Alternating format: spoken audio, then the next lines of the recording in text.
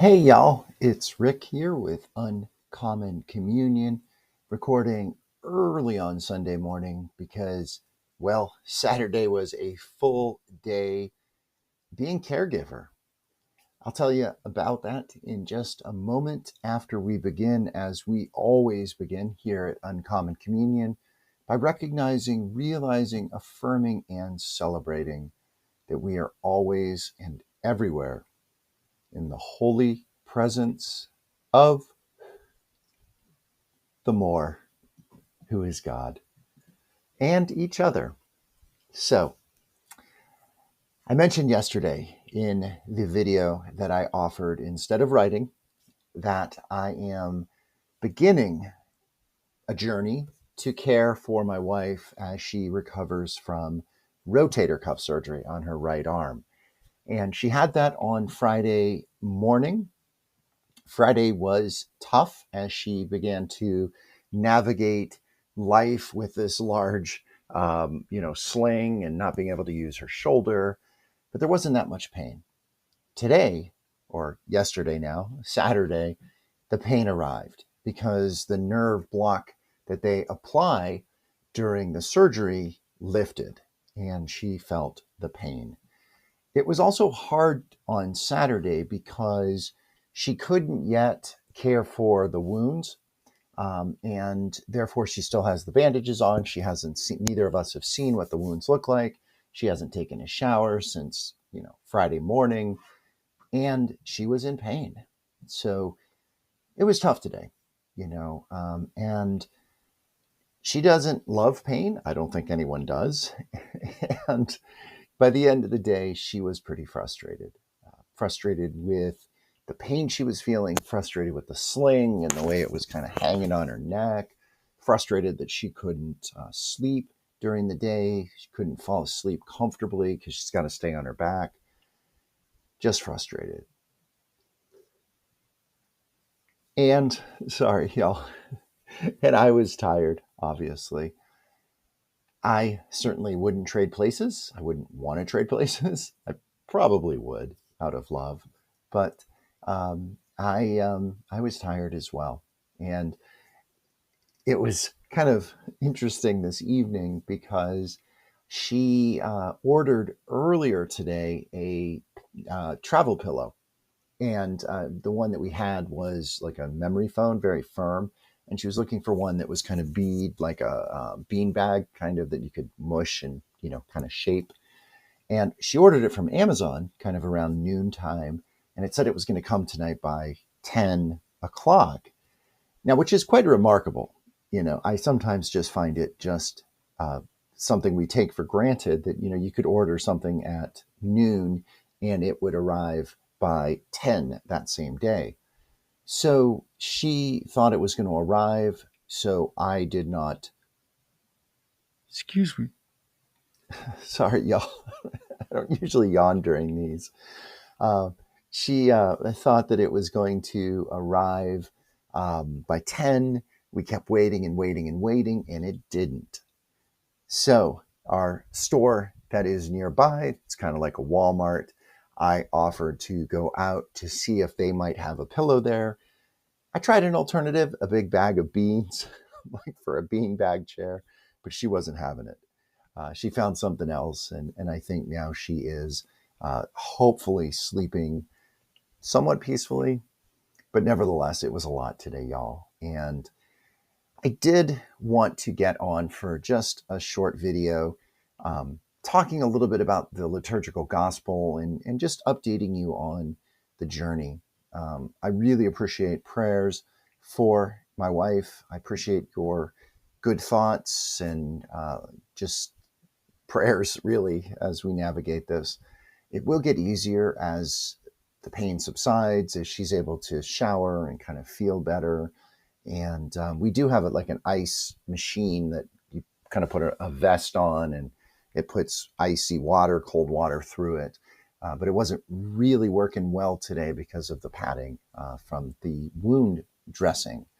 So hopefully tomorrow that will be something she can use and feel better with. The liturgical gospel, to shift gears here is from Luke's Gospel, as we have been reading all this year. And it is themed with the very opening line. And this is from Luke chapter 17. And I'm reading the Indigenous translation. I've used this one before. And it's a short liturgical gospel. It begins, Wisdomkeeper, his message bearer said, "Help our weak faith." "If you had faith as small as a mustard seed," he replied, "you could also say to this mulberry tree, 'Come out by the roots and be planted in the sea,' and it would do what you said."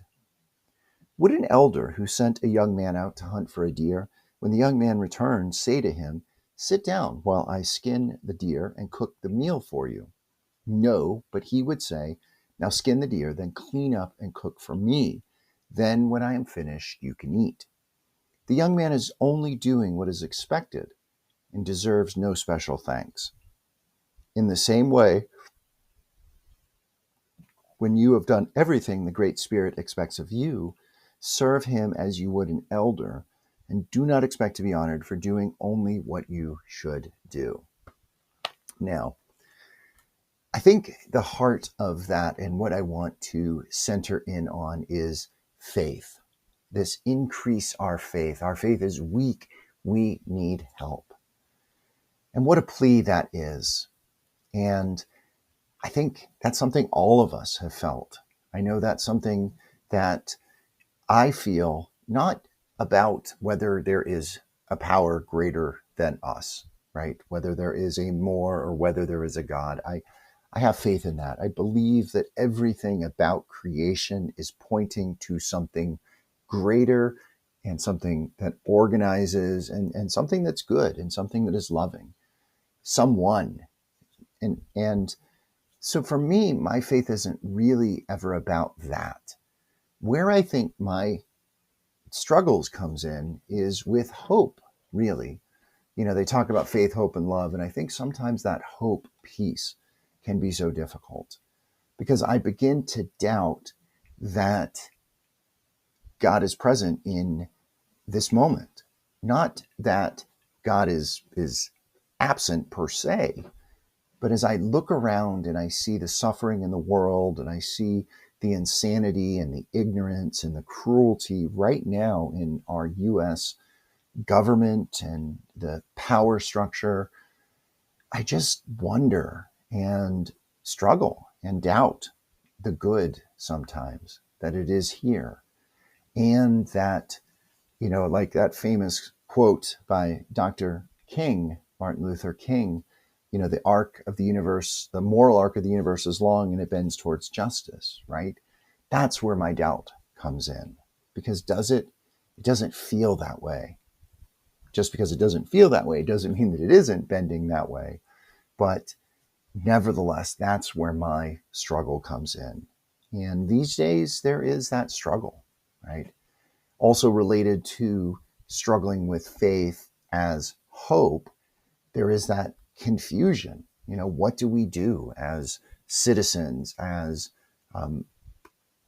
followers of Christ, as people of goodwill, you know, people who are committed to love and not to hatred and cruelty and chaos, like we see so many seeming to be desiring. So what do we do? Those are open questions. And that's where faith as trust comes in.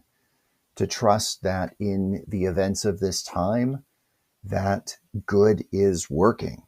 And to know that sometimes things have to fall in order to be rebuilt. And it feels like we are in an era of that. Now, that's hard to live through. You know, we sort of want to live, I think, as people in times of comfort and ease and stability. And yet, because history is cyclical, because there is a pattern and a cycle, we sometimes find ourselves where we find ourselves. And that's where faith comes in. That's where trust comes in. That's where that prayer, help, help, help, is so vital.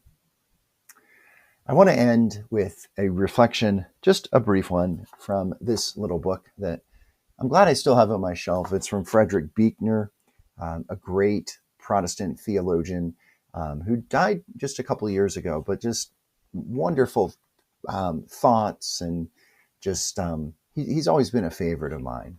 And he writes this book as an alphabet, so it's different words related to life and to following God. And he talks about faith, and he says this. He says, faith is better understood as a verb than a noun, as a process rather than a possession. It is on again, off again, rather than once and for all.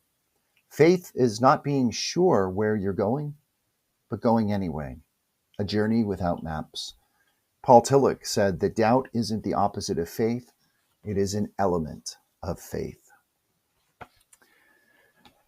Well, there you have it.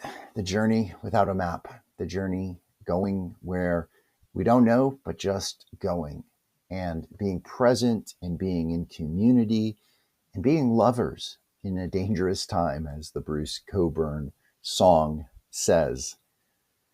Well, y'all, thank you for listening and for, again, the good prayers and thoughts. I'll record or write again when I can. It's going to be a busy day on Sunday, and I know that that I'm not alone. So thanks, y'all. Blessing and good. Be bold, be gentle, be well.